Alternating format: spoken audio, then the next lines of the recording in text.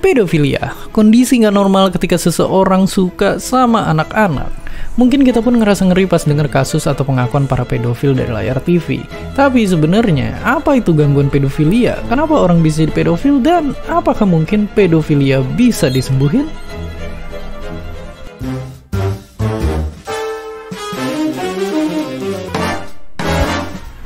Oke, kalau menurut buku pegangannya para ahli kejiwaan ini, gangguan pedofilia adalah kondisi ketika orang dewasa tertarik dan berfantasi secara seksual ke anak kecil berusia 13 tahun atau lebih muda lagi. Ketertarikan ini terjadi setidaknya selama 6 bulan dan sampai ngeganggu aktivitas sehari-hari.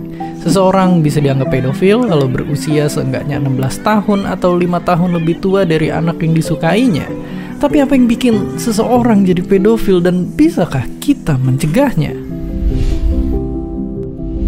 Sampai sekarang peneliti belum tahu pasti, tapi kemungkinan ada beberapa faktor. Salah satunya kelainan di otak. Dari berbagai penelitian ditemuin kalau para pedofil punya otak yang lebih kecil, tepatnya di bagian yang berfungsi ngatur emosi. Bahkan pernah ada kasus aneh, ada seorang pria yang perilaku pedofilianya ditentuin sama keberadaan tumor di otaknya. Ya, kasus ini nunjukin kalau ternyata perilaku pedofilia kemungkinan juga dipengaruhi sama kelainan otak. Oke, tapi selain itu, apakah ada penyebab lain? Ada kemungkinan kalau seseorang bisa jadi pedofilia gara-gara lingkungannya. Suatu penelitian nemuin hubungan antara kekerasan seksual pada anak dan perilaku pedofil ketika dia udah dewasa.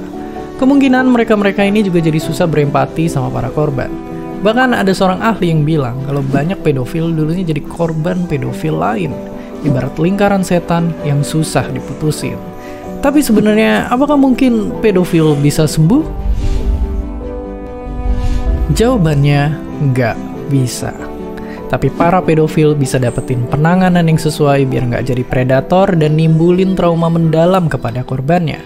Kayak misalnya orang ini yang ngaku punya fantasi seksual ke anak kecil. Gara-gara itu dia malu dan ngeri sendiri sampai akhirnya minta bantuan profesional. Dia pun ngikutin terapi dan gak ngebiarin dirinya berduaan sama anak kecil.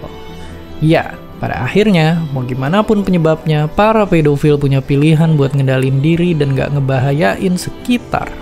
Apa yang dirasakan dan dipikirkan di kepala gak bisa jadi pembenaran buat tindakan yang nyakitin orang lain.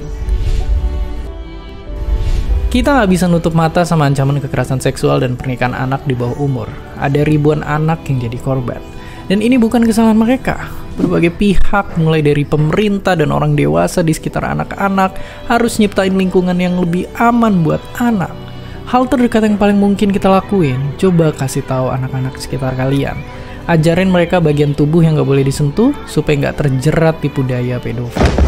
Dan kalau ternyata video ini terasa dekat sama kalian, segeralah cari bantuan profesional supaya mencegah hal yang gak diinginkan. Dan seperti biasa, terima kasih.